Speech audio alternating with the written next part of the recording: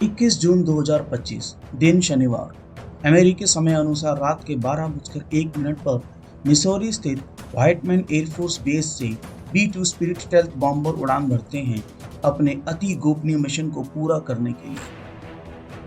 18 घंटे तक लगातार आसमान में बहुत अधिक ऊंचाई पर उड़ते हुए वे ईरानी समय अनुसार मध्य रात्रि 12:30 बजे मध्य एशिया में स्थित नौसेना के सेंट्रल कमांड से संपर्क करते हैं, जहां उन्हें F-18 super hornet, EA-18G Growler लड़ाकू विमानों की सुरक्षा उपलब्ध कराई जाती है तथा KC-135 स्ट्रैटो टैंकर से हवा में ही ईंधन भरने को मिलता है। इसके बाद वे इन लड़ाकू विमानों के साथ रात के 1:30 बजे ईरान के हवाई क्षेत्र में प्रवेश करते हैं और अपने निर्धारित लक्ष्य इस्फान, नतांज तथा फोर्डो परमाणु ठिकानों पर GBU-57 बंकर बस्टर बॉम्ब तथा टमाहॉक मिसाइलों से 2:10 से लेकर 2:30 हमला करते और फिर वहां से सुरक्षित वापस अपने अमेरिकी बेस की ओर निकल जाते हैं। इस हमले को असरदार बनाने के लिए अमेरिका ने उसके अरब सागर में स्थित पनडुब्बियों से भी मिसाइलें दागी थी और गोपनीयता को बनाए रखने के लिए अमेरिका ने कुछ B-2 बॉम्बर को कम गोपनीयता के साथ गुयाना भी भेजा था, ताकि ईरान यह समझे कि हमला पूर्व दिशा से ही हो सकता है। पर असलियत में उसके हमलावर 7 B-2 बॉम्बर पश्चिम दिशा से अति गोपनीय तरीके से आए थे।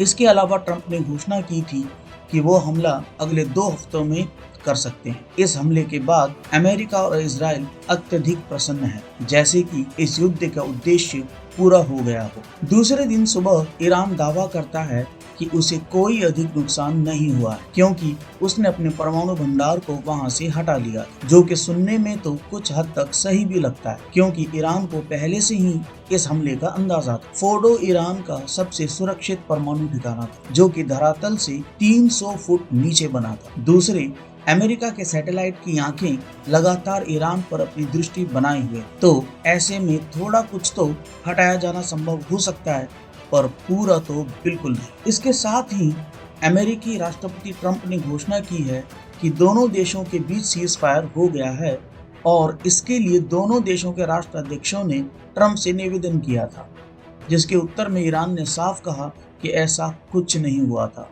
और ईरान ने युद्ध समाप्ति की घोषणा नहीं की है। पर हाँ, अगर इजराइल ऐसा चाहता है और हमले बंद कर देता है तो ईरान भी युद्ध समाप्ति के बारे में विचार कर सकता है। इस बीच ईरान ने इस हमले के उत्तर में इजराइल पर अपने सबसे बड़े मिसाइलों से जोरदार हमला किया है। साथ ही कुवैत स्थित अमेरिकी सैन्य अड्डों पर भी मिसाइलों से हमला किया है। अब यह युद्ध सही में कब बंद होता है, यह तो देखना बाकी है, पर इस युद्ध को टाला नहीं जा सकता था, यह भी एक सत्य है। ईरान में कट्टर इस्लामी सरकार के बनने के साथ ही इजराइल के प्रति नफरत भी बढ़ गई, जो कभी ईरान का मित्र देश हुआ करता था। ईरान के अनुसार इजराइल को तथा यहूदियों को धरती पर होना ही नहीं चाहिए। ऐसे में जब ईरान ने यूरेनियम संवर्धन और भंडारण करना शुरू किया तो इजराइल की चिंता बढ़ गई, क्योंकि इससे वो परमाणु बम जैसे हथियार बना सकता था और इसका इस्तेमाल इजराइल के विरुद्ध कर सकता। किसी भी कट्टर इस्लामिक देश के पास परमाणु हथियारों का होना पूरी दुनिया के लिए एक खतरा हो सकता है। फिलहाल केवल पाकिस्तान ही एक ऐसा इस्लामी देश है जिसके पास यह शक्ति है और हम जानते हैं कि किस तरह वो बात बात पर परमाणु बम की धमकी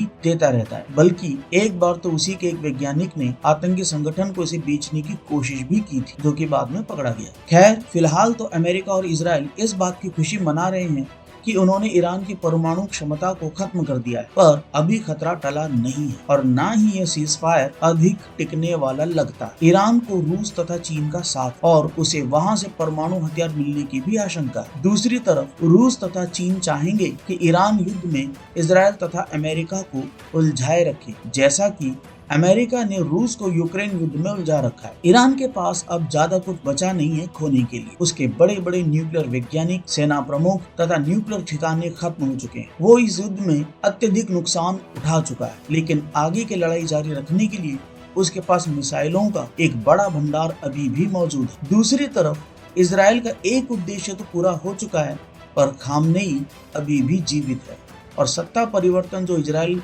चाहता था वो अभी पूरा नहीं हुआ है। इजराइल के पास शक्तिशाली वायुसेना है, जिसके दम पर वो भी युद्ध को जारी रख सकता है, पर फिर भी अगर युद्ध आगे जारी रहता है तो अमेरिका को इस युद्ध में वापस आना ही होगा और यह वो बिल्कुल नहीं चाहता। फिलहाल तो ट्रम्प केवल शांति नोबेल पुरस्कार के सपने ही देख सकते। आने वाला समय ही मध्य एशिया का भाग्य तय करने वाला है। तो वीडियो कैसा लगा कमेंट में अवश्य बताएं। अगर आप इस पे कुछ और अपनी राय रखना चाहते हैं तो कमेंट में अवश्य बताएं। चैनल को सब्सक्राइब अवश्य करें, लाइक करें, शेयर करें। अगली वीडियो में जल्द मिलते हैं, तब तक के लिए धन्यवाद।